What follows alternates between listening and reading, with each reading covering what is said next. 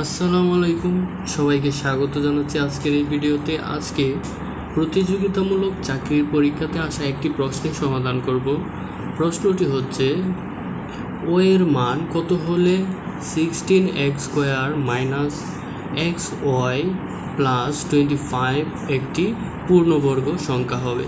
তো এই ধরনের প্রশ্নের সমাধানের ক্ষেত্রে প্রথমে আমরা প্রশ্নটি লিখে নেব। সমাধান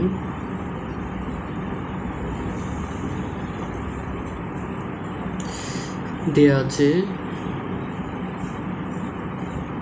16x² মাইনাস XY প্লাস 25। তো এই ক্ষেত্রে যেহেতু এখানে পূর্ণবর্গের কথা বলা হচ্ছে, আমরা এটাকে বর্গের সূত্রে ফেলার চেষ্টা করব। আমরা যদি বর্গের সূত্র ফেলানোর চেষ্টা করি তাহলে 4 4 16 x² মাইনাস 2 ইন্টু এ হচ্ছে 4x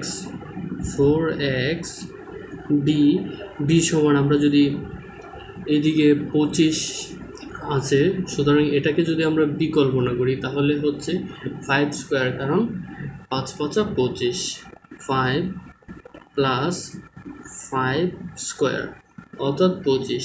এখন আমাদের এখানে আমরা 4 দুগুণে 8, 5 8 40x বেশি মাইনাস করে ফেলেছি। তো এটা আমরা এইদিকে আমরা যোগ করে দেব।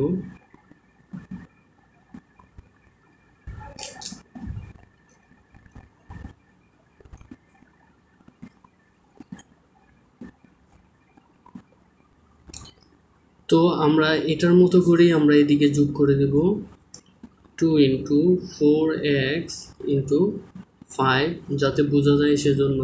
আর এদিকে মাইনাস XY। তো আমাদের এই সমীকরণটা এইটার সমান হয়েছে। এবার 4x মাইনাস 5 হোল স্কোয়ার, এইটুকু সমান আমরা এতটুকু লিখতে পারি, প্লাস 4 দ্বিগুণে 8, 5 8 40, 40x মাইনাস XY। তো এতটুকু করার পর আমাদেরকে দেখতে হবে, প্রশ্নে চেয়েছে ও এর মান কত হলে এই সমীকরণটি একটি পূর্ণবর্গ সংখ্যা হবে। তো আমাদের পূর্ণবর্গ তো এতটুকু হয়ে গেছে। তো এইখানে এইটুকু সমান যদি 0 হয় তবেই কেবল এটা পূর্ণবর্গ হতে পারে। তো সেজন্য আমরা প্রদত্ত রাশিটি পূর্ণবর্গ হতে হলে আমাদেরকে এই অংশটুকু সমান 0 হতে হবে। তো এটাই এখন আমরা লিখব, প্রদত্ত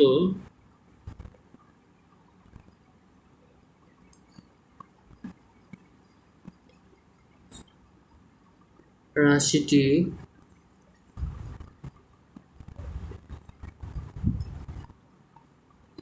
পূর্ণবর্গ হতে হলে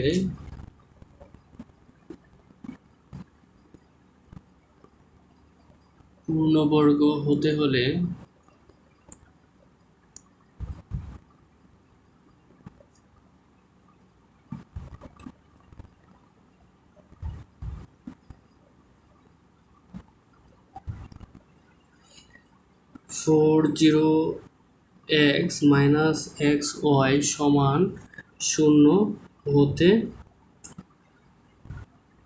হবে। তো এবার আমরা এটাকে এই দিকে নিয়ে যাব, XY is equal to 40x, এদিকেও মাইনাস এদিকেও মাইনাস, উভয় দিকের মাইনাস পরবর্তী লাইনে আমরা বাদ দিব। তারপর y ইজ ইকুয়াল টু লিখতে পারি 40x বাই নিচে এই x গুণ অবস্থায় আছে, এটা ভাগ হয়ে যাবে, x আমরা কেটে ফেলতে পারি। সুতরাং y ইজ ইকুয়াল টু 40। অর্থাৎ আমাদের ও এর মান যদি 40 হয় তবেই কেবল এই সমীকরণটি একটি পূর্ণবর্গ সংখ্যা হতে পারবে। তো এই ছিল আমাদের আজকের এই আয়োজন। থ্যাংক ইউ সো মাচ এতক্ষণ সাথে থাকার জন্য।